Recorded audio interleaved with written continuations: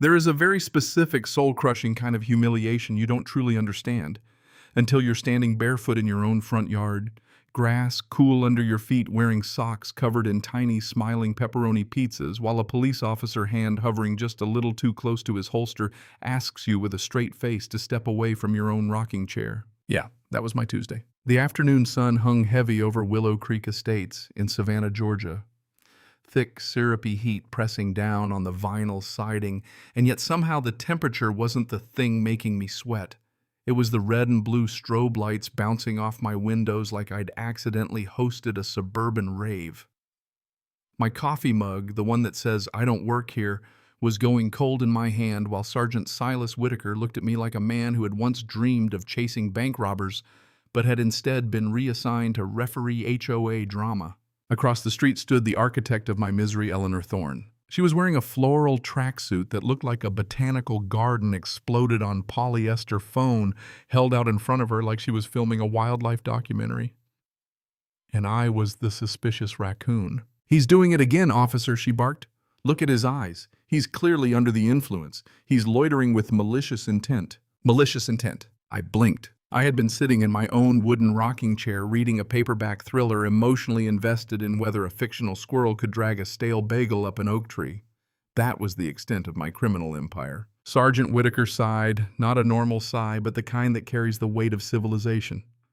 "Sir," he said, voice flat as warm soda, "do you reside at this address?" "I bought it 6 months ago," I told him. 3 coats of midnight navy on the front door. Property taxes paid. Mortgage spiritually crushing but current, so yeah, I live here. "And what were you doing?" "Sitting." That word sounded ridiculous in the presence of 2 squad cars. Eleanor screeched from across the asphalt. "He's casing the neighborhood. He's watching the children." There were no children. There were 2 teenagers down the block glued to their phones and 1 confused Labrador. Whitaker rubbed his temples. His partner, Officer Sterling, who looked about 12, was trying very hard not to laugh at my socks. "Look," Whitaker said quietly to me, "you're not breaking any laws, but she's going to keep calling. And when she calls, we have to come." And then he asked me politely if I could maybe just go inside. And for a second, I almost did. Because sometimes peace is easier than pride. But then I looked at Eleanor. She was smirking. Not smiling, smirking. That tight little curl of satisfaction that said she owned this street. That she could bend reality with a dial tone. And something in me hardened. "No," I said. I sat back down in my rocking chair, opened my book, and stared at her over the top of the page. The cruisers pulled away. Eleanor hissed an actual audible hiss and slammed her door so hard my teeth buzzed.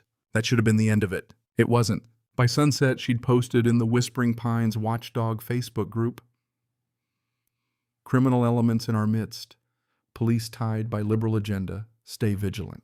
My address was included. The comments, "Oh, it was a digital bonfire."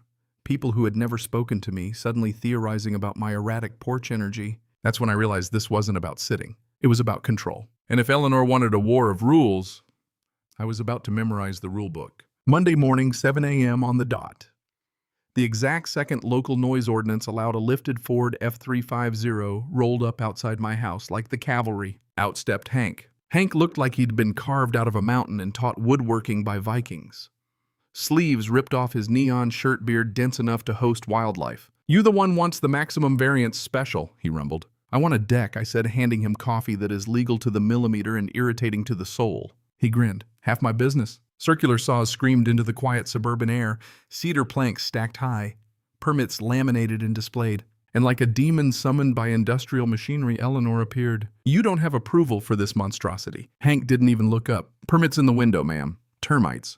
Termites. Invisible ones. They eat wood. Sometimes calcium. I'm basically a hero." By Wednesday, my new porch had privacy panels, integrated lighting, and my favorite, a screen that let me see out while blocking anyone from seeing in. It wasn't a porch anymore. It was a statement. Then came the twist. Because while Hank built cedar walls, I went digging. I visited a private investigator, Vinny Salvatore. The kind of guy whose office smells like old paper and secrets. I slid Eleanor's photo across his desk. He didn't blink. "Give me 48 hours. 2 days later, he called me to a diner. He slid a folder across the table. "Her name isn't Eleanor Thorne," he said softly. "At least it wasn't in Columbus, Ohio.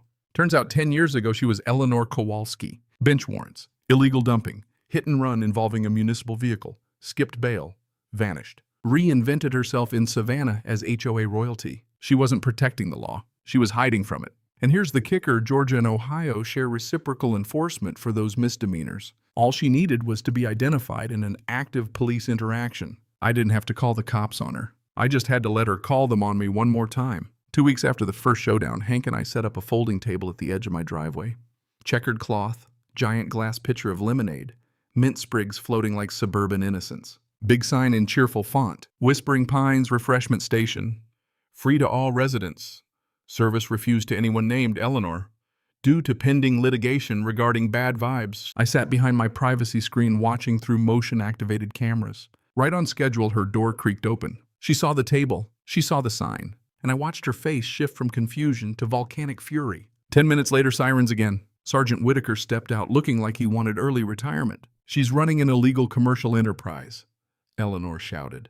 Emotional battery. Whitaker stared at the sign. It's free, ma'am, and being mean isn't illegal. I have a flawless record, she screamed. That was my cue. I walked down, folder tucked under my arm. You sure about that? I asked calmly. I handed Whitaker the file. He flipped pages, looked at the mugshot, looked at her. His partner jogged to the cruiser to confirm. 30 seconds later, thumbs up. Active warrants, extradition confirmed. And just like that, the air changed. Eleanor didn't go quietly. She screamed about conspiracies, lawsuits, betrayal, called me a thug, called Whitaker incompetent.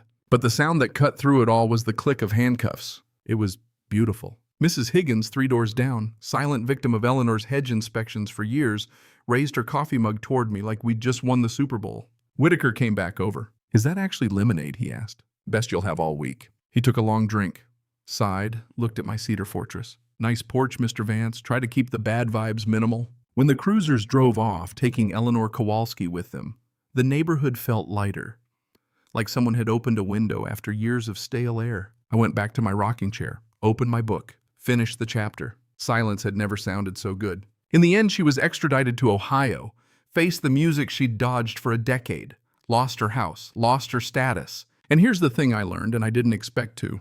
Power isn't loud. It's not the person screaming about rules. It's the person who understands them. Eleanor weaponized the law because she was terrified of it.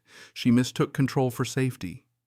And somewhere along the line, she forgot that if you live by the phone call, you can get picked up by it too. Now, I'll be honest, I had to ask myself something uncomfortable. Did I go too far? Was digging up her past justice or revenge? There's a thin line between defending yourself and becoming what you hate. But here's what I know: she tried to use the system to intimidate. I used it to protect myself. And sometimes karma doesn't need a dramatic speech. Sometimes it just needs paperwork. So what do you think? When does neighborhood vigilance cross into hypocrisy?